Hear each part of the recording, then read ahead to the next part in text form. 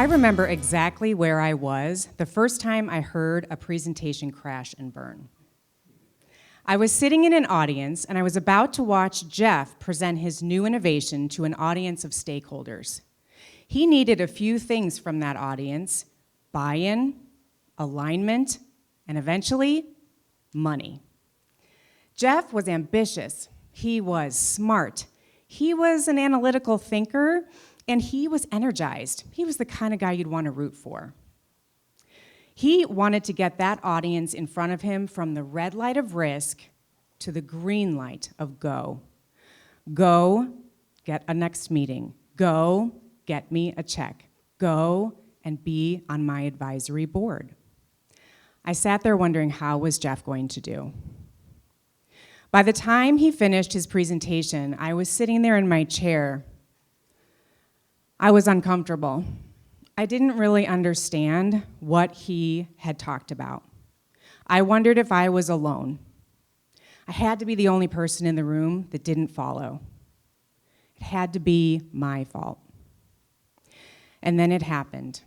The gentleman behind me raised his hand, and he said, "Jeff, can you go back to slide 4? I don't totally understand the problem that your technology is trying to solve." And that was it. That was the moment that Jeff knew where his audience was. It's the moment all speakers are trying to avoid. Jeff had his audience at one of those lights, but it was the red light still. He had not successfully moved his audience to the green light of go. I quick swiveled and looked at Jeff to see what his nonverbal communication was after hearing this news. His shoulders had sunk, he had breathed a deep sigh, and you could sort of see the cartoon bubbles above his head about what he might have been thinking. Here's what I think he was thinking. Wait, what? You didn't understand what I just told you about? My baby? My new innovation? Which parts didn't you get?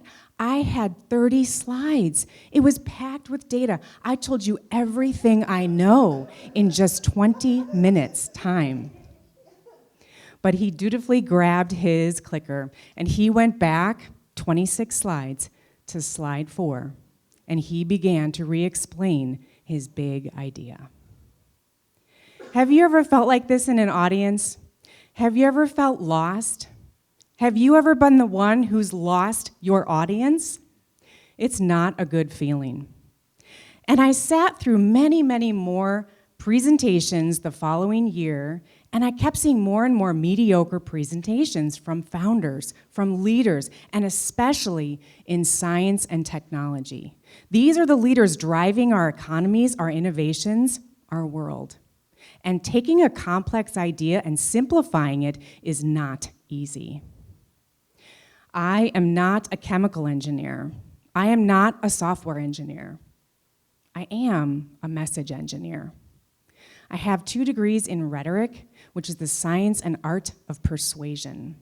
And all of these leaders were hitting way too much at head, logos, and not nearly enough at heart, pathos.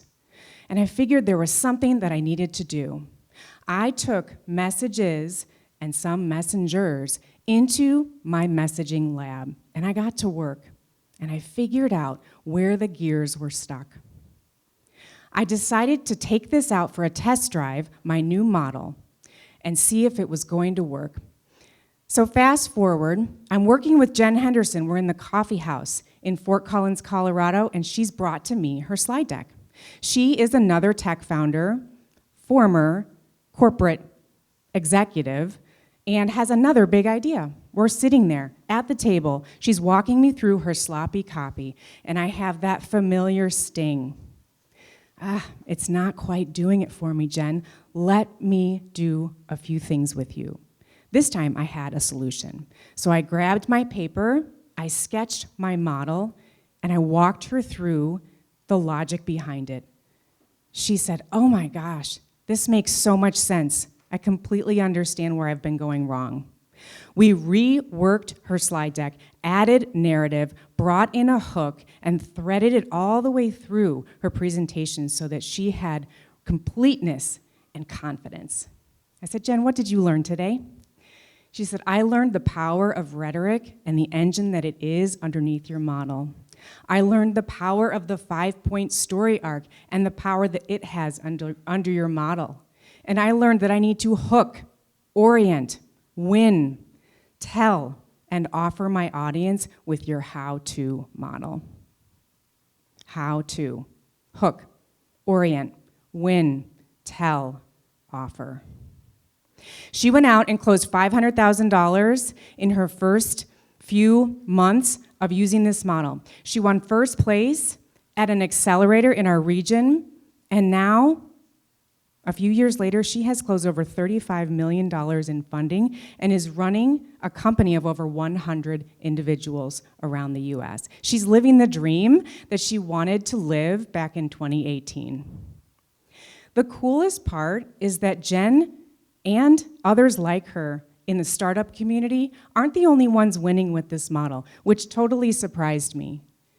There are now fund managers in VC firms using this model and winning. There are PhD researchers using this model in government labs and winning. There are executives at top companies all over the United States and in the world, top Fortune 100 companies, using this model and winning with internal meetings, board meetings, alignment meetings with other divisions in their companies because it works. There are times when we cannot stand for mediocre, and right now is one of those times.